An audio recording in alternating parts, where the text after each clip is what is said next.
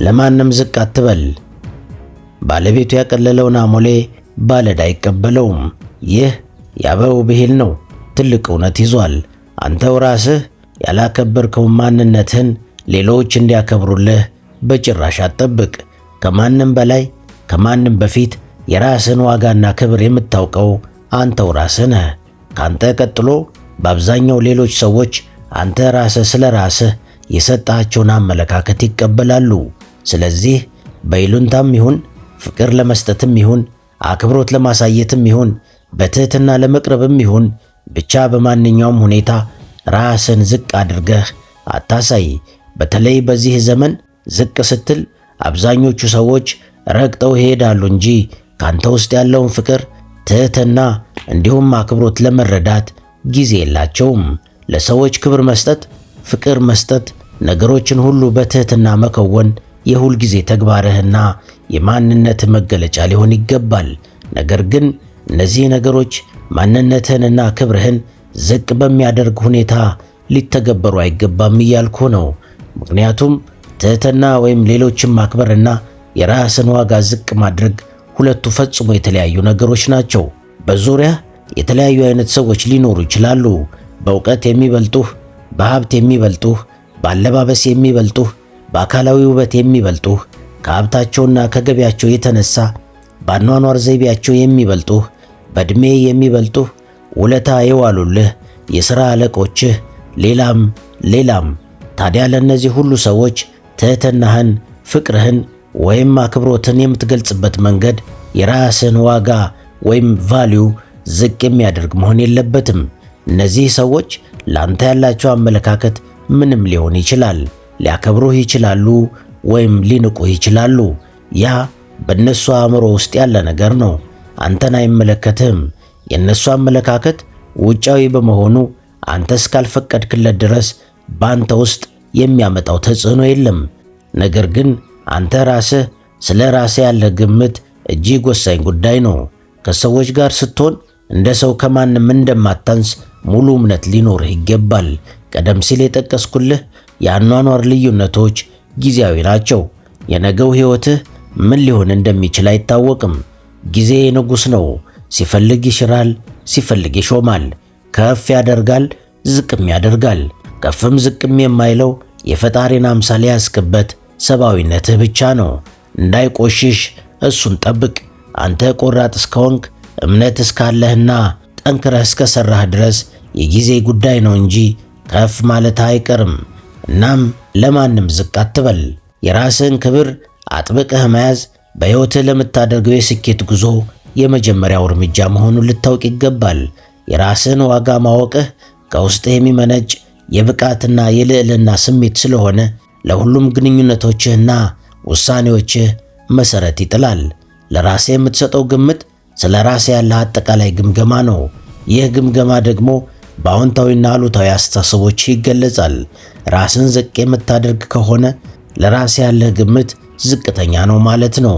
ይህም በራስ መተማመንህ እንዲጠፋና የራስን ዓላማና ግብ ያለ ፍርሃት ከመከተል እንድትቆጠብ ያደርግሃል። ለራስህ ያለህ ግምት ጠንካራ ሲሆን ግን በራስህ ትተማመናለህ፣ ስህተት አትፈራም። እንዲሁም በሌሎች ፍርድ ሳትሸማቀቅ በድፍረት የራስን እሴቶች መግለጽ ትችላለህ። በልበ ሙሉነትም ወደ ሕይወትህ ግብ ትገሰግሳለህ። ብዙ ሰዎች ከሌሎች ጋር ራሳቸውን በማወዳደር ሳያውቁት ራሳቸውን ዝቅ የማድረግ አባዜ ውስጥ ይወድቃሉ። በማኅበራዊ ሚዲያና በዙሪያቸው ባለው ዓለም የሌሎችን የተሳካ የሕይወት ክፍል ብቻ ያያሉ። የራሳቸውን ሙሉ ሕይወት ከሌሎች ድራማ የሚመስል ስኬት ጋር ያወዳድራሉ። በዚህ ሂደት ከራሳቸው ጋር ግጭት ውስጥ ይገባሉ። ከሌሎች አንጻር እኔ ብቁ አይደለሁም፣ እድለኛም አይደለሁም፣ ሊሳካልኝ የሚችል ሰው አይደለሁም ወደሚል ራስን ዝቅ ወደ ማድረግ አስተሳሰብ ውስጥ ይገባሉ። እናም ለራሳቸው ያላቸው ግምት ዝቅ ይልና ዋጋቸውን ከሌሎች አንጻር ይገምታሉ። ዝቅም ያደርጉታል፣ ተሸናፊዎችም ይሆናሉ። ከዛም ቀደም ሲል እንደተባለው ሁሉም ሰው እየረገጣቸው ያልፋል። ስለዚህ አንተን ከትላንቱ ማንነት ጋር እንጂ ከማንም ጋር ላታነጻጽርና የማታሸንፈው ጦርነት ውስጥ ላትገባ፣ ሰላምህንም ላታጣ፣ በእጅህ ያለውንም ላታጣጥል ለራስህ ቃል ግባ። የራስን ክብር መጠበቅ ማለት ከሌሎች በላይ ከሌሎች ጋር ባለህ ግንኙነት ውስጥ ጤናማ ድንበሮችን ማበጀት ማለት ነው። ድንበር ማበጀት ማለት ሰዎች እንዴት አንተን ሊይዙህ እንደሚችሉና እንደማይችሉ በግልጽ ማስቀመጥ ማለት ነው። ራስን ዝቅ የማታደርግ ከሆነ ላንተ ጥቅም የሌላቸው ግንኙነቶችን አትቀበልም። ይህ ብቻ አይደለም፣ ራስን በሚጎዱ ወይም በሚያዋርዱ ሁኔታዎች ውስጥም አትቆይም። ድንበር ማበጀትህ ራስ ወዳድነት ሳይሆን የራስን ስነ ልቦናዊና ስሜታዊ ጤንነት መጠበቅ ማለት ነው። በራስ መተማመንህ የሚንጸባረቀውም በዚህ ጠንካራ ድንበርና እሱን ለማስጠበቅ በምታደርገው ሁለንተናዊ ማንነትህ ነው።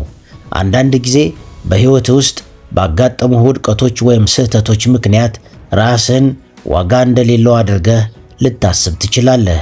ይህ የተለመደ ስነ ልቦናዊ ምላሽ ሲሆን የአንድ አጋጣሚ ውድቀትን ከጠቅላላ ማንነት ጋር ማያያዝ ትልቅ ስህተት ነው።